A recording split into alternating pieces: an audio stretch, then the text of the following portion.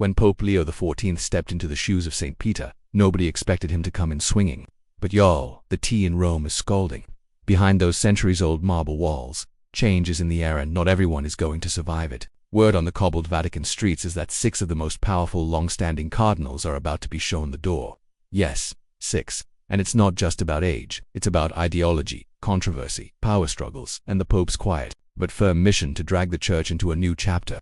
This isn't just a reform, it's a purge, a shake-up, a holy storm, and the thunder is rolling. The whispers began the moment Cardinal Robert Post of Chicago took the name Pope Leo XIV. His election wasn't just another ceremonial moment, it was a message that echoed the progressive steps of his predecessor, Pope Francis, but with sharper shoes and bolder intentions.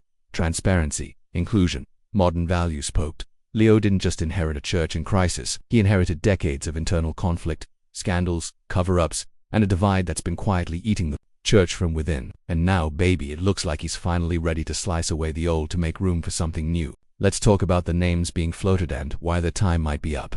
First on the list is Cardinal Raymond Leo Burke. You probably already know that name. If the Vatican had a conservative firebrand, it was him. Long known for his strong, traditionalist stance, Cardinal Burke has never been shy about making his opinions known. He's publicly criticized not just other cardinals but the popes themselves. During Pope Francis's time, Burke didn't hold back. And let's just say, it didn't end well for him. In 2023, Pope Francis stripped him of his Vatican apartment and even his salary. That's right, a cardinal with no roof and no paycheck. That's no small thing. So, now that Pope Leo is in office and even more aligned with the reformist wing, don't expect any redemption arc for Burke. Insiders are saying his days of influence are already behind him. And if we're honest, his open defiance was never going to fly with this new papacy. Next is Cardinal Robert Serra from Guinea. Elegant, eloquent, and deeply conservative, Serra was once considered a major player in church leadership. He was known for defending traditional liturgy and opposing progressive changes in doctrine and ritual. But his story is different now. He officially retired in 2021, and by June 2025, he hits 80, the cutoff age for voting in papal conclaves. That alone is enough to push him toward the exit, but it's more than age. Cardinal Serra's views are deeply out of sync with the current leadership's goals. His voice, while still respected in conservative circles, is fading in influence. And Pope Leo, he's not looking back. He's moving forward with a church that listens more, judges less, and tries to heal its wounds rather than pretend they don't exist. So Serra's time at the table, it's probably over. Now we turn to Brazil, and Cardinal Odilo Shearer, Archbishop of São Paulo, and once considered a moderate voice in the global church, his future is murky. Pope Francis had extended his time in power beyond the usual retirement age of 75, which was already a quiet controversy. That's not a typical move unless there's a very good reason. And while Shearer tried to balance reform with tradition, there have been tensions. Liturgical disputes in Brazil, along with political friction in the local clergy, have made his leadership complicated. Pope Leo isn't obligated to follow Francis's every personnel decision, and from the way things are moving, it's unlikely he'll extend Shearer's term again. With whispers of dissatisfaction behind the scenes, Shearer's position is looking more temporary than stable. But the biggest shock, that would be Cardinal Luis Antonio Tagle from the Philippines. Now y'all, if you've been following Vatican drama for a while, you know Tagle was once hailed as the Asian Pope Francis, a gentle, thoughtful leader who was passionate about the poor and spoke with real humility. People saw him as the future. There were even rumors he could be the next pope. But after Pope Francis passed, his title of Pro-Prefect of Evangelization technically expired. Pope Leo extended it, but only provisionally. That's a red flag, no matter how you spin it. It means the new pope is taking time to evaluate whether Tagle still fits into his long-term vision. Has Tagle gone to soft, to globalist, or maybe he's just become inconvenient in a Vatican that's consolidating power under a tighter group? Whatever the case, his future is hanging by a thread, and if he's removed it will send shockwaves through Asia and beyond. We then look to the United Kingdom, where Cardinal Vincent Nichols is holding on, but just barely. He's nearly 80 and has been under heavy scrutiny for years due to his handling of abuse cases within the church. Multiple investigations have questioned his decisions, and while he's managed to survive politically, the scars on his reputation are deep. Pope Leo is not likely to ignore that.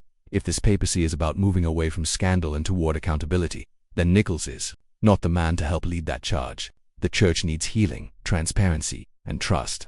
And sadly, Nichols may be seen as part of the old system that failed to protect the vulnerable. Behind closed doors, Vatican sources say his retirement from all duties could happen any day now. And then there's Cardinal Gerhard Ludwig Müller of Germany. Let's talk about tension. Müller was once the prefect for the Congregation for the Doctrine of the Faith, the Vatican's top doctrinal watchdog, but he clashed with Pope Francis constantly over-reforms, especially those dealing with divorce, LGBTQ inclusion, and women's roles. He became a thorn in the side of progressives and made his discontent known in interviews and essays. Now, with Pope Leo at the helm, there's even less patience for Muller's dissent. He's isolated, politically cornered, and without major influence. His time in the spotlight is fading fast. His removal or permanent sidelining would be less of a shock and more of a quiet confirmation that the Church is done entertaining his resistance. But let's zoom out and take in the bigger picture. This isn't just about 6 men in red hats losing their jobs. This is about the Catholic Church at a turning point. The tension between tradition and reform isn't new, but Pope Leo's willingness to actually act on it is what's making waves. Unlike past popes who tried to walk a careful line, Leo seems ready to make hard choices. To some, that's inspiring. To others, it's terrifying. But either way, the Vatican is changing.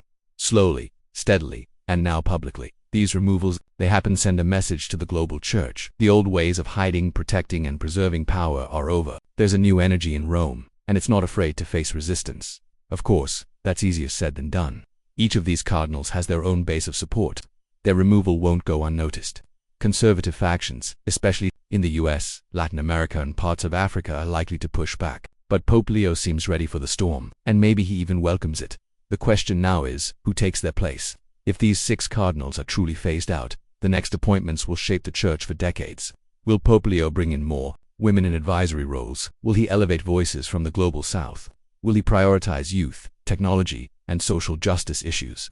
These aren't just symbolic decisions, they're about power, policy, and the direction of a billion-member faith. And don't forget the optics. Pope Leo is also battling public opinion.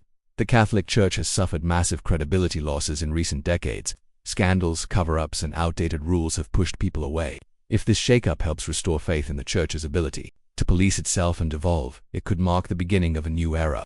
But if it's seen as too aggressive or politically motivated, the backlash could be brutal.